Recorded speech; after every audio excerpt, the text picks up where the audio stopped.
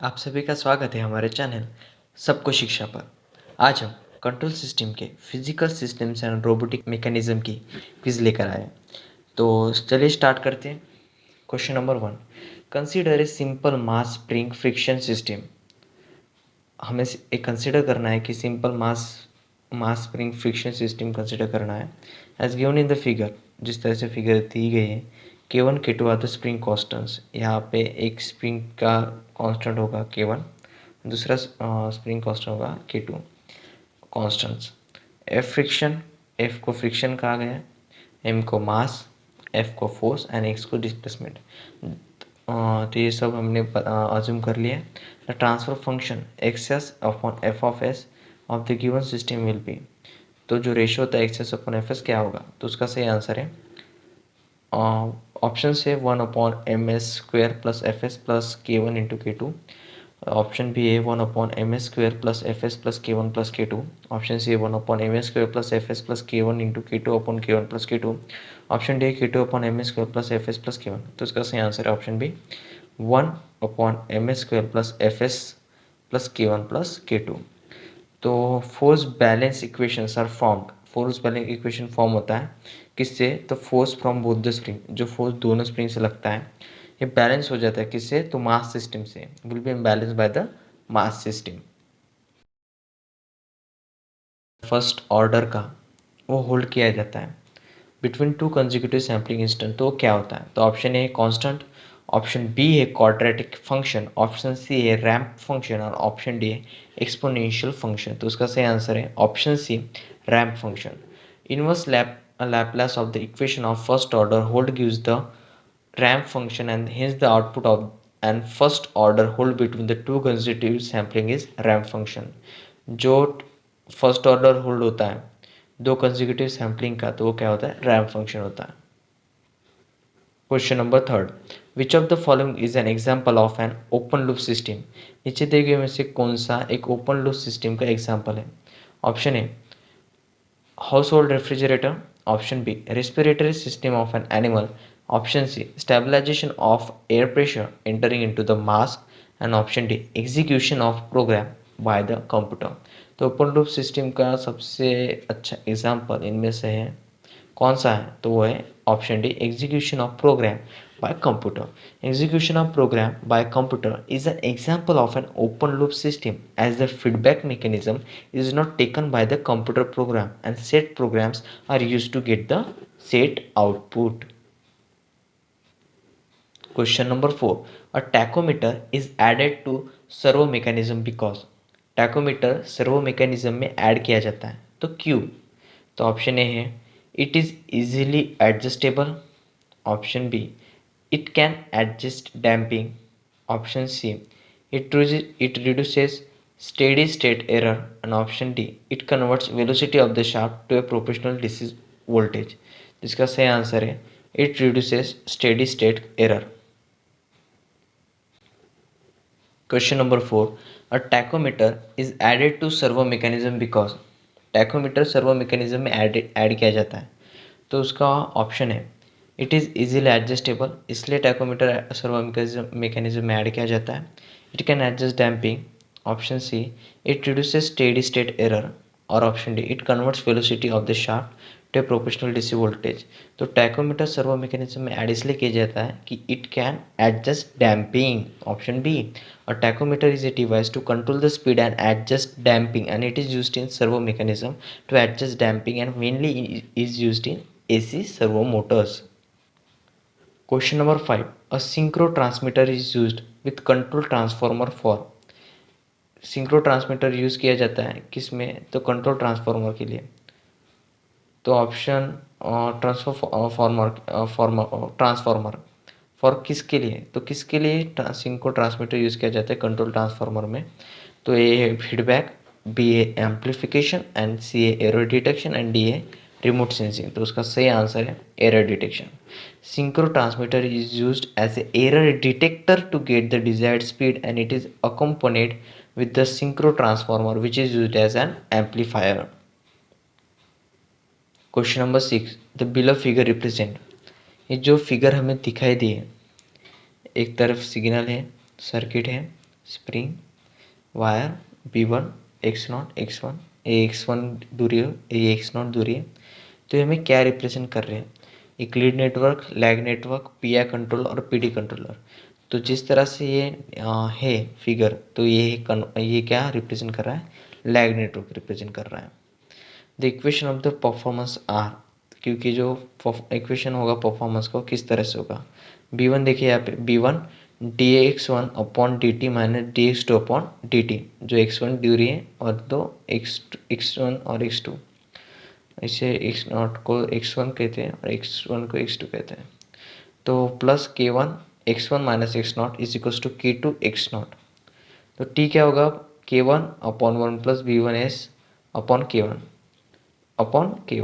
तो k1, तो ये कैपिटल k1 ब्रैकेट कंप्लीट वहाँ का upon k1 plus k2 in bracket 1 plus S B one upon k1 plus k2। तो x0 s upon x1 s क्या होगा, 1 upon a in bracket 1 plus A T S upon 1 plus T S.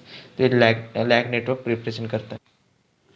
Question number 7, backlash in a stable control system में cause, backslash stable control system में cause क्या होता है backslash से stable control system में। Option A under damping, option B over damping, option C high level oscillation and option D low level oscillation. तो इसका सही आंसर है option D low level oscillations. In A servo system the gear backlash may cause sustained oscillations or chattering phenomenon and the system may even turn unstable for large backslash।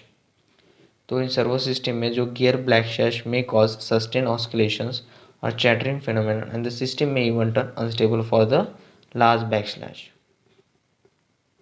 Question number 8, tachometer feedback in a DC position control system enhance stability. जो tachometer feedback होता है DC position में control system के, तो क्या enhance करता है, enhance करता है स्टेबिलिटी को। तो ये क्या सही है या गलत है, तो उसका सही आंसर है ट्रू, वो इनहैंस करता है।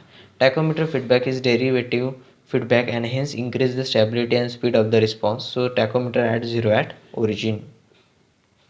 Question number 9. For a tachometer, if A in bracket T is the rotor displacement, E in bracket T is the output voltage and K is the tachometer constant, then the transfer function is given by, अगर rotor displacement A है and output voltage E है and tachometer constant K है, then transfer function क्या होगा।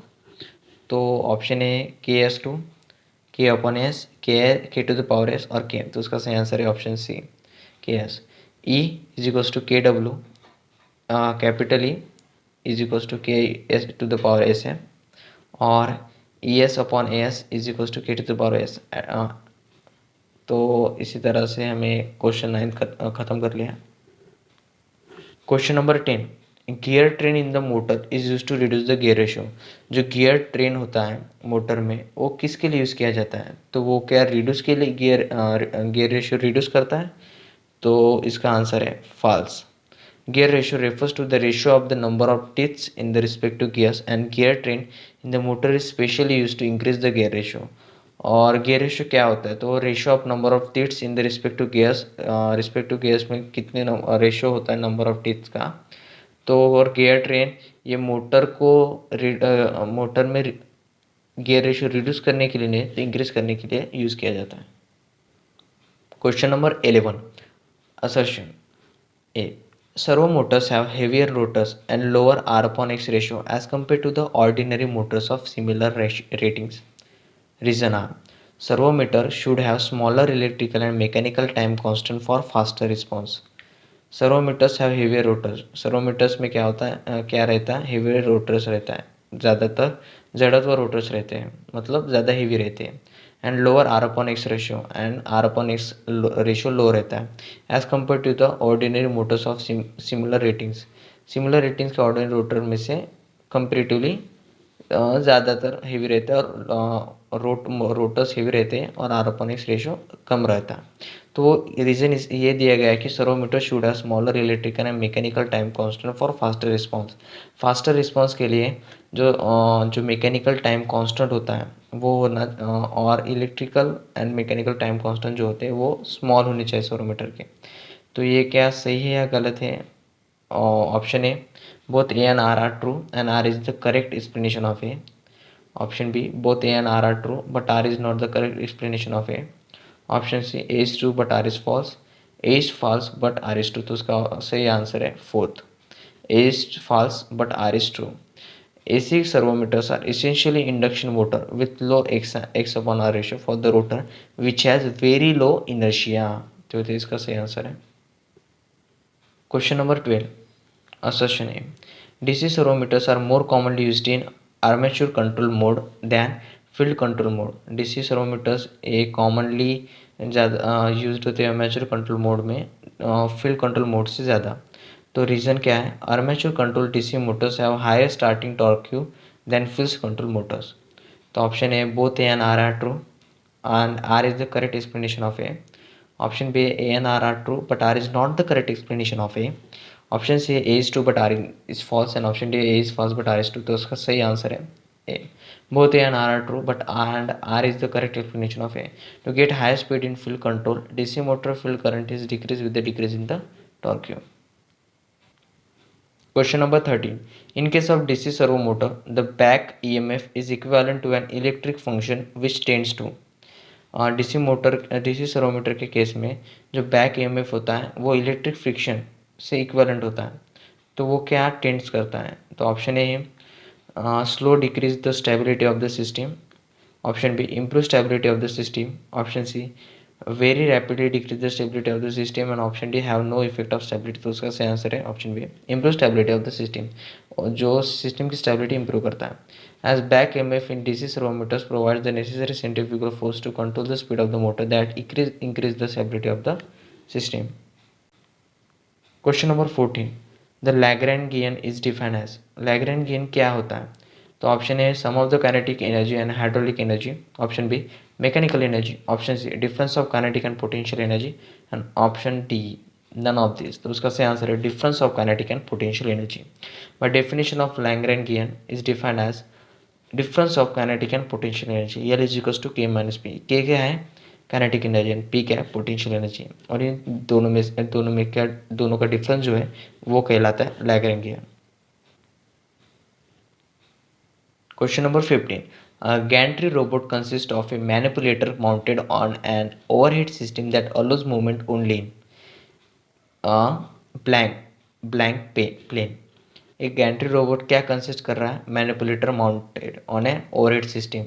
एक manipulator उसके overhead system पे mount किया है, मतलब रखा हुआ है। वो अलोज करता है, कौन सी मोशन अलोज करता है, कौन से प्लेन में वो उसके जो एक्शन है या मूवमेंट है वो अलोज करता है। तो वो उसका आंसर है option A, horizontal. Option B, incline. Option C, vertical and option D, none of the mentioned. तो वो हॉरिजेंटली मूव कर सकता है, इंक्लाइन मूव कर सकता है या फिर वर्टिकल। उसका सही आंसर है ऑप्शन ए, हॉरिजेंटल। मतलब हॉरिजेंटली वो मूव कर सकता है, लेफ्ट राइट इस तरह से। Gentry robot allows motion only in horizontal plane and this is made in this geometry to fulfill the respective work। तो उसे इसी ज्योमेट्री में बनाया जाता है कि वो अपना रिस्पेक्टिव वर्क फुलफिल कर पाए। तो इसी तरह से हमने अब तक कंट्रोल सिस्टम के physical system and robotic mechanism की क्विज कंप्लीट कर लिए। अगर ये वीडियो आपको अच्छा लगा और इन्फॉर्मेटिव लगा होगा तो प्लीज़ लाइक कर दीजिए और हमारे चैनल को सब्सक्राइब कर दीजिए, ताकि हम इसी तरह से इम्पोर्टेंट कंटेंट आपके लिए लाते रहेंगे और जो आपको अच्छे से समझ सके और आपको हेल्प कर सके। तो तब तक के लिए आप अपनी हेल्थ, नए वीडियो तक जल्दी हम नया वीडियो लाएंगे। तब तक आप अपनी हेल्थ हमेशा ठीक रहिए, हमेशा मोटिवेटेड रहिए, रखिए अपने आप को, स्टडी के लिए फोकस रहिए। धन्यवाद।